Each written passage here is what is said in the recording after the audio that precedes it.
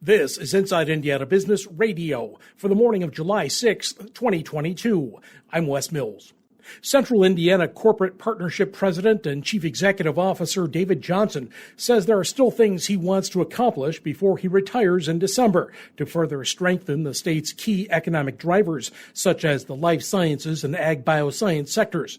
Johnson announced last week he'll step down after 10 years at the helm of CICP. In an interview on Inside Indiana Business with Gary Dick, Johnson reflected on the state's life sciences sector before the development of the partnership. When it got organized, there was a lot more growth that was possible. There was more supply chain to come in here. There was more development, and you still see that happening today. And that's not just BioCrossroads. That's a lot of people coming together. What BioCrossroads did, though, was to make Indiana a credible place for life sciences companies to come and develop. CICP is an alliance of Indiana businesses and research university leaders that work collectively to bolster the state's economy and foster long-term prosperity. Farmer sentiment remained weak last month as the Purdue University CME Group Ag Economy Barometer fell 2 points to a reading of 97.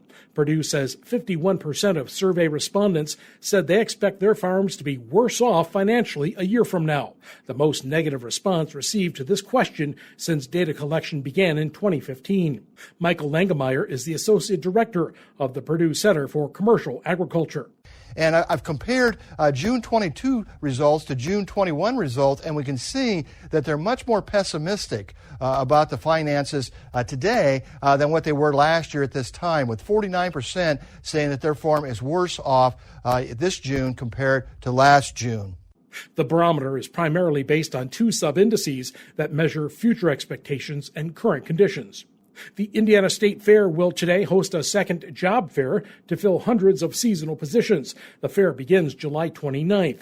Today's hiring event will be held at the Agriculture Horticulture Building on the fairgrounds from 4 to 6. Fair organizers are looking to fill a variety of positions in parking, information booth, and education exhibits. From the number one source for Indiana business news, this is Inside Indiana Business, Radio on Demand. IBJ Media delivers business news covering central Indiana and the entire state. The Indianapolis Business Journal and Inside Indiana Business are now part of the same family. Look to the IBJ for in-depth coverage of central Indiana's business community and tap into Inside Indiana Business for stories that extend throughout Indiana. 2 resources, unlimited business insights that help you stay informed and get ahead. Learn more at ibj.com and insideindianabusiness.com. The Indianapolis Airport Authority's board has approved plans to acquire 58 undeveloped acres northeast of its regional airfield in Hancock County, with plans to eventually incorporate the land into the facility's master plan. The Greenfield Reporter reports the deal comprises 2 parcels owned by Steele Family Properties, LLC.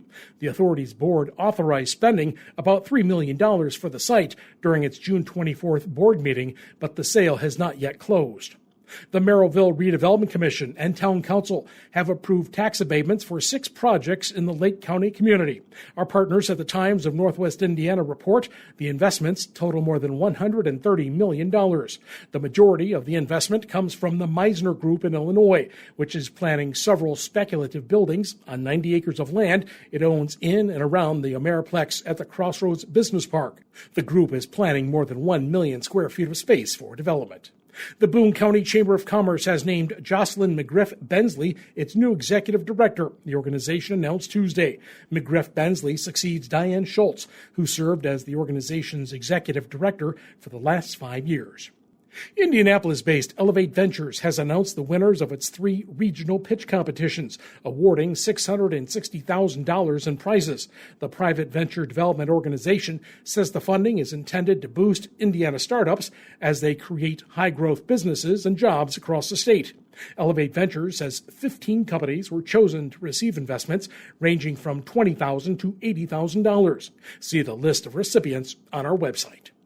I'm Wes Mills, Inside Indiana Business, Radio on Demand.